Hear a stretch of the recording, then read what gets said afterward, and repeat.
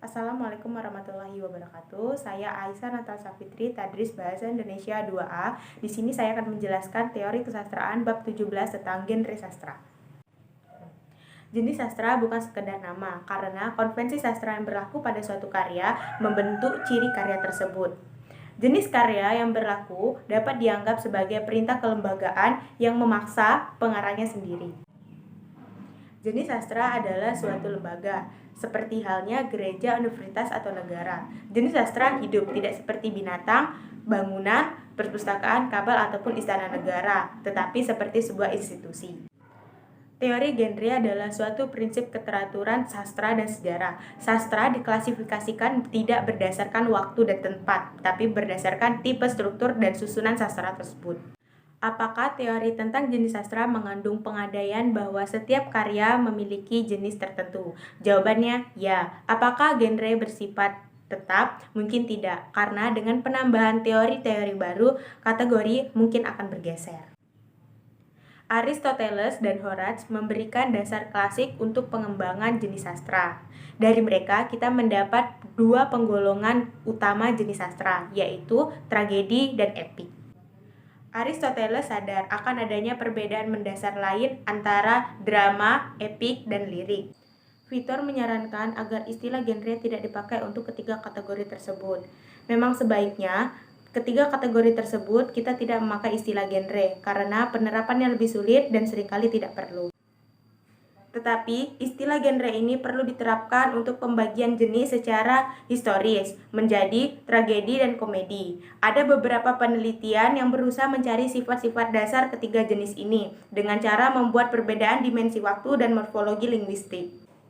Sekarang, puisi dan novel adalah karya tulis yang dibaca oleh masing-masing pembaca. Tetapi, drama sampai sekarang, terutama untuk orang Yunani, masih dianggap seni campuran. Pada intinya, drama bersifat sastra, tetapi terdiri dari tontonan yang harus memanfaatkan ahli aktor, sutradara, penanggung jawab kostum, dan ahli listrik.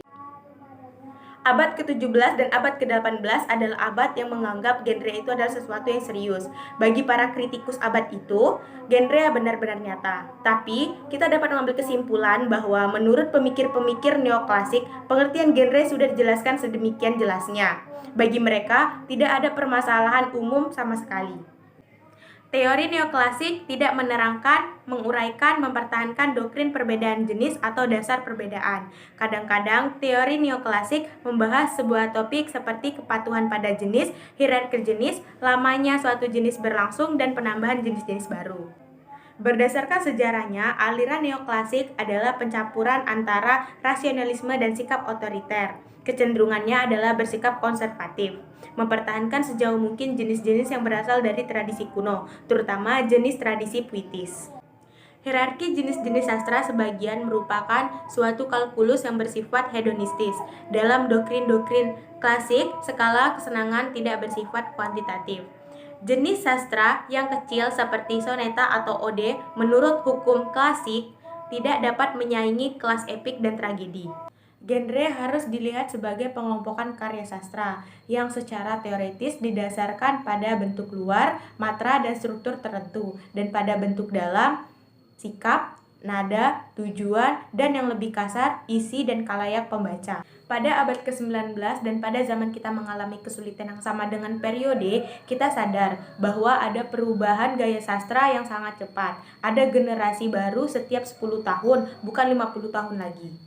Secara umum, konsepsi kita terhadap genre harus bertolak dari sisi formalistis. Kita sebaiknya membuat genre berdasarkan jumlah suku kata atau bentuk berdasarkan isi. Misalnya, novel politik atau novel tentang pekerja pabrik. Siapapun yang tertarik dengan teori genre sebaiknya harus berhati-hati agar tidak mencampuri ciri-ciri perbedaan teori klasik dan teori modern.